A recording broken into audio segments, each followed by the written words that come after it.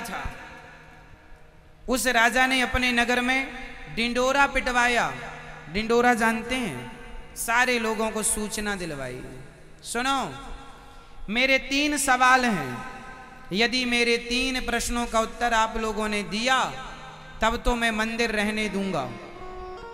यदि तुमने मेरे 3 प्रश्न का उत्तर नहीं दिया तो जितने मेरे राज्य में मंदिर हैं सारे तोड़वा दूंगा, सारी मूर्तियां हटवा दूंगा।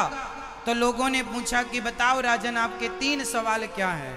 राजा का पहला प्रश्न था कि भगवान यदि है तो दिखता क्यों नहीं। राजा का दूसरा सवाल था कि भगवान देखता किस तरफ है।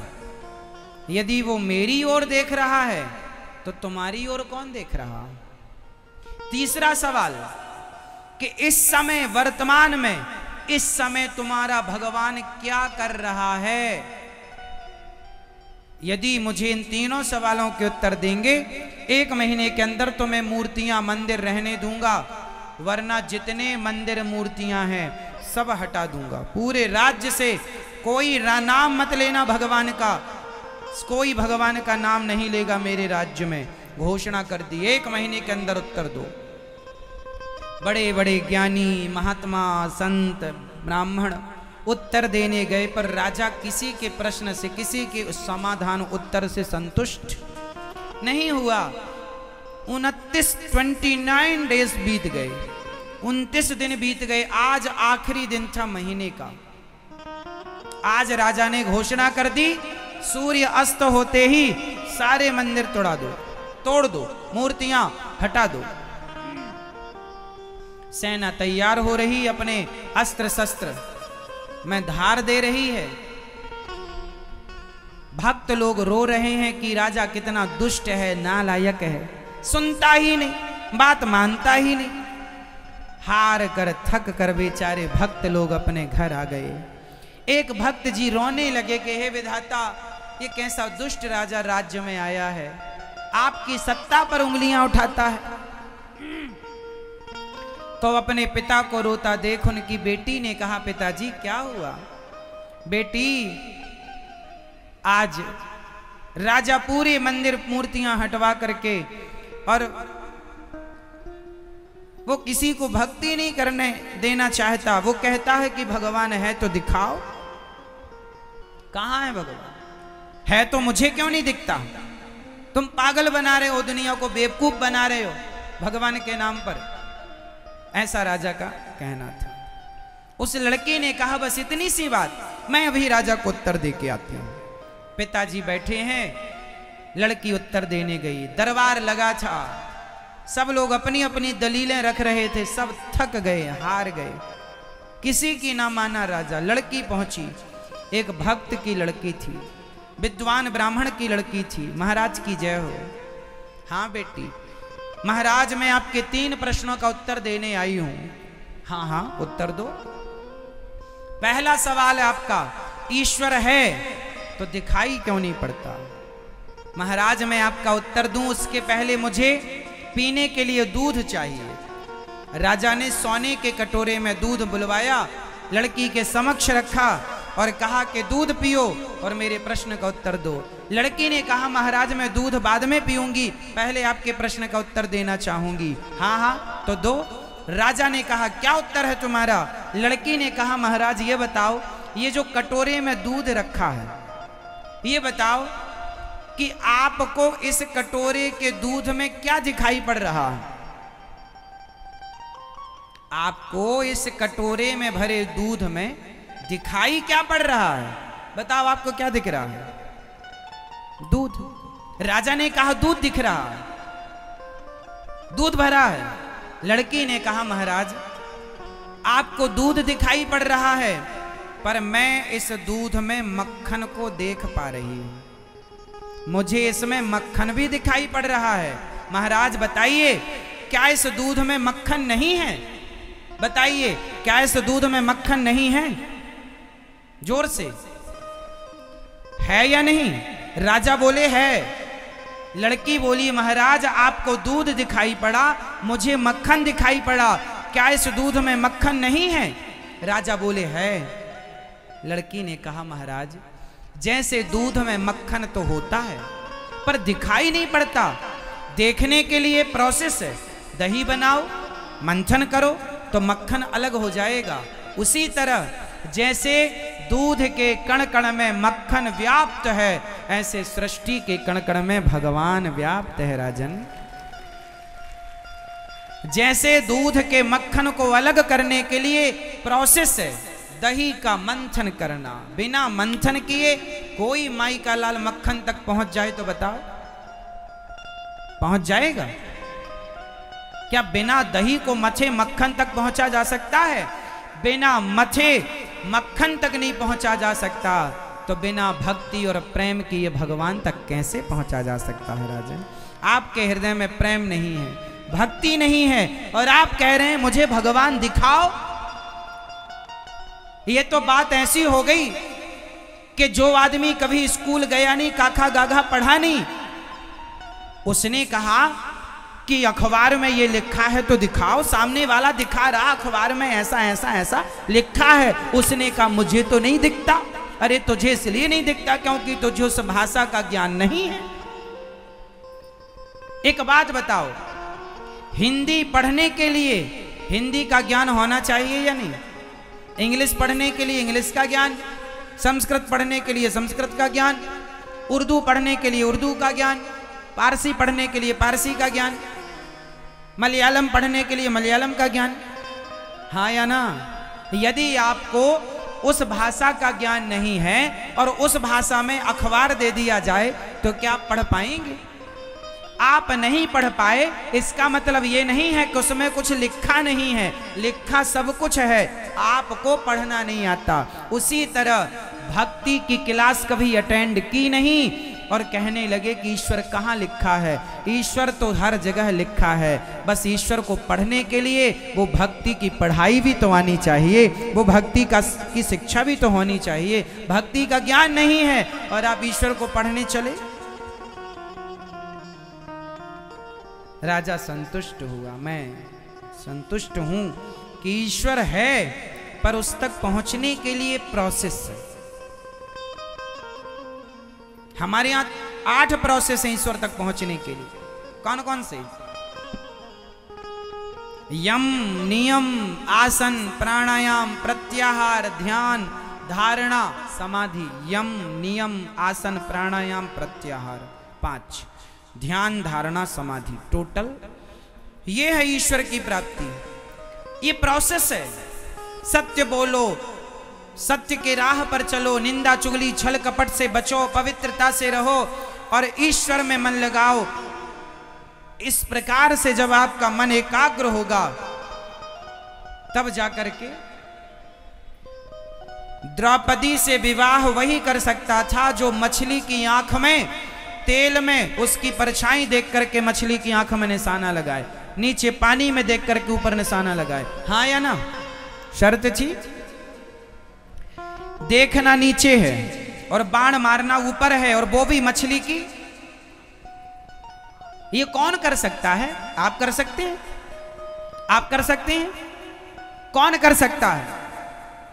जोर से पानी में देखकर मछली की आंख में निशाना लगाना कौन कर सकता है? जोर से कौन? वही कर सकता है जिसने धनुर्विद्या का बहुत अभ्यास किया हो, क्योंकि हर चीज अभ्यास से संभव है। हर चीज अभ्यास से। आपने देखा होगा सर्कस वगैरह में रस्सी के ऊपर लड़का लड़की चलते, हम तुम नहीं चल पाएंगे, वो चलते हैं। बताओ क्यों चलते हैं? क्योंकि उन्हें रस्सी के ऊपर चलने का क्या हो गया है? अभ्यास। जैसे अभ्यास करने से रस्सी के ऊपर भी चला जा सकता है, अभ्यास करने से बंदर को भी वश में किया जा सकता है, ऐसे अभ्यास करेंगे उस ईश्वर को प्राप्त करने का, मन को साधने का, तो तुम्हारे निर्मल मन में गोविंद का चित्र तुम्हें सामने दिखाई पड़ जाएगा। ईश्वर तक पहुंचने का ये प्रोसेस। सवाल दूसरा, भगवान किस तरफ देखते हैं? बताओ भगवान किस तरफ देखते हैं? लड़की ने कहा महाराज मुझे एक मोमबत्ती चाहिए। मोमबत्ती मंगाई गई, जलाई गई। लड़की ने कहा महाराज ये मोमबत्ती की ज्योति किस तरफ देख रही है? किस तरफ देख रही है? मोमबत्ती की ज्योति किस तरफ देख रही है? चारों ओर। लड़की ने कहा महाराज जैसे ये मोमबत्ती की ज्योति चारों ओर देख रही है, उसी प्रकार परमात्मा सर्व सामर्थ्य है, वो एक समय में चारों ओर देख रहे हैं, चारों ओर देखते हैं। चींटी से लेकर हाथी तक पर नजर है, इसलिए सबका कर्म दंड है। प्रश्न तीसरा, इस समय अभी भगवान, आपके भगवान क्या कर रहे हैं? इस समय भगवान क्या कर रहे हैं? लड़की ने कहा महाराज मैं आपके प्रश्नों का उत्तर दे रही हूं और आप मेरे प्रश्नों का उत्तर सुन रहे हैं। ये बताइए, प्रश्न पूछने वाला बड़ा होता है कि उत्तर देने वाला? राजा बोले उत्तर देने वाला गुरु होता है। लड़की बोली तो मैं आपकी गुरु हो गई, तो मैं नीचे हूं और आप ऊपर हैं, क्या यही गुरु शिष्य की मर्यादा है? राजा बोले अच्छा आप बैठिए। राजा अपनी आसन छोड़कर लड़की को बिठाया और बोला अब बता तुम्हारे भगवान क्या करते हैं? लड़की ने कहा कि जो राज सिंहासन पर बैठा हो उसके सिर पर मुकुट होना चाहिए, या जो दास बन करके हाथ जोड़े खड़ा हो उसके सिर पर मुकुट होना चाहिए। लड़की ने जब कहा, राजा ने कहा ये उसके सिर पर जो राज सिंहासन पर, राजा ने अपनी मुकुट उतारी, लड़की के माथे पहनाई और बताया, पूछा बताओ तुम्हारे भगवान क्या करते हैं? उस लड़की ने कहा महाराज हमारे भगवान यही करते हैं कि मुझ जैसे सामान्य जनमानस को, सामान्य नागरिक को देखते देखते राजा बना दिया और तुम जैसे राजा को सामान्य व्यक्ति बनाकर नीचे खड़ा कर दिया। ये करते हैं मेरे भगवान, ये मेरे ईश्वर का काम है। राजा को रंक बनाना और रंक को पल भर में किसे क्या बना दें भगवान जानते। ईश्वर का यही काम है। रावण जैसों के सत्ता जिसकी, इतना बड़ा वैभव था, पल भर में चुटकी में माटी में ऐसा मिल गया कि 1 लाख पूत 1.25 लाख नाती, जिसके घर पर दिया ना बाती, रहा ना कौकुल रोवनिहारा, रोने वाला कोई ना बचा। ये है ईश्वर की करामात। क्या करते हैं भगवान? यही करते हैं। क्या करते हैं मेरी मां? ईश्वर यही करते हैं। राजा तीनों प्रश्नों का उत्तर सुन के संतुष्ट हुआ, अपने सैनिकों को का आदेश दिया हुआ वापस लिया और राजा ने बड़े प्रेम से मंदिर में जाकर उस विग्रह को प्रणाम किया, जो देखने में पत्थर का है पर भाव की दृष्टि से देखा जाए तो वही मुस्कुराते हुए भगवान है, वही कृष्ण कन्हैया है, वही भगवान है। वही भाव से देखोगे तो अलग नजर होगी, अलग दृष्टिकोण होगा। सबका नजरिया होता है ना। नजरिया कैसा? आप अपनी माँ को देखते हैं और आप अपनी पत्नी को देखते हैं, पर देखते तो दोनों को हैं, पर दोनों को अलग अलग नजरिए से देखते हैं। हाँ या ना? आप अपने पति को देखती हैं, हस्बैंड खसम को, तो आपका नजरिया अलग होता है, और आप अपने पिता को देखती हैं तो आपका नजरिया अलग होता है। पति को देखने का नजरिया अलग है और पिता को देखने का नजरिया सिंपल है। जिस नजरिए से आपने पत्नी को देखा है उस नजरिए से अपनी मां को नहीं देख सकते आप, उस नजरिए से अपनी बहन को नहीं देख सकते आप, उस नजरिए से अपनी बेटी को नहीं देख सकते आप। हाँ या ना?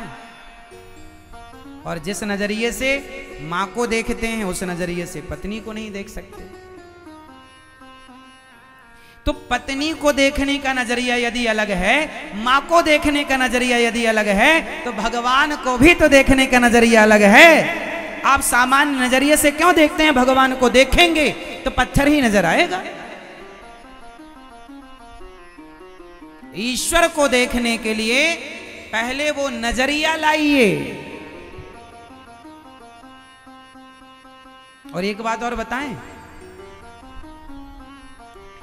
जिसकी बेटी नहीं है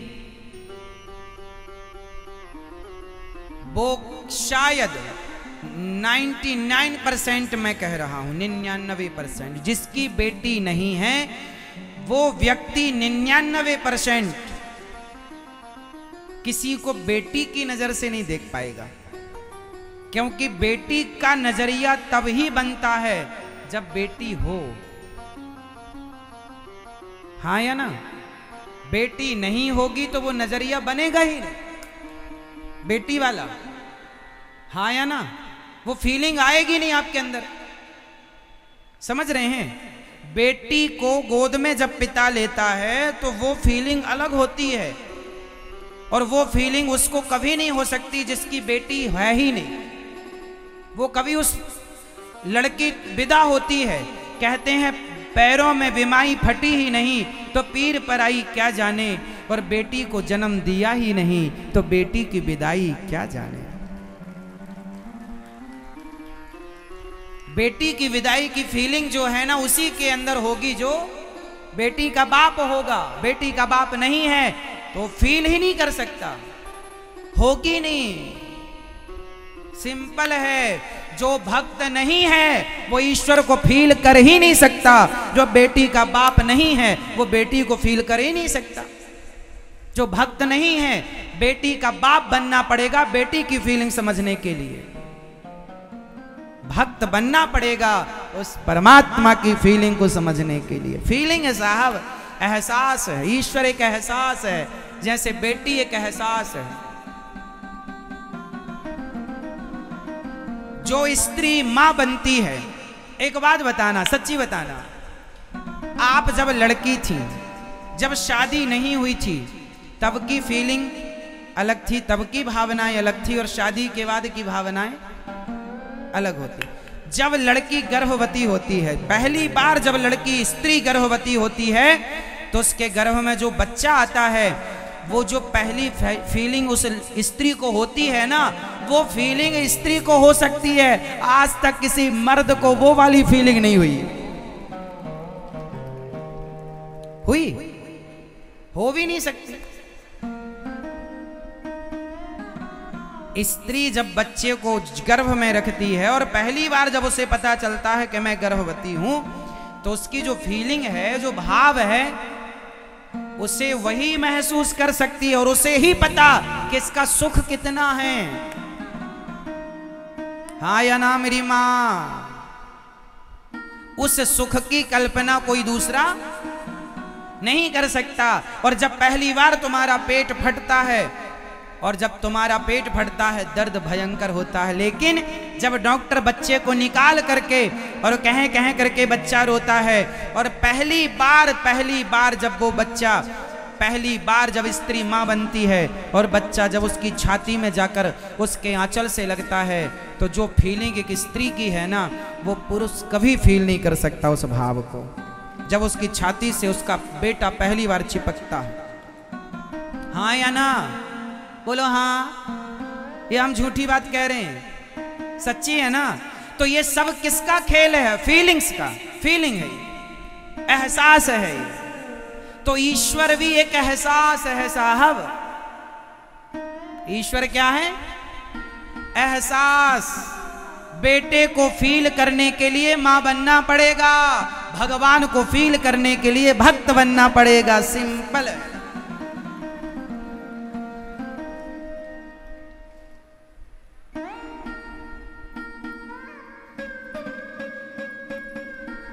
इसलिए क्वेश्चन नहीं, सवाल नहीं कि ईश्वर है तो दिखाई क्यों नहीं पड़ते। हवा भी है, दिखाई नहीं पड़ती, उसे फील किया जा सकता है। ईश्वर एहसास है।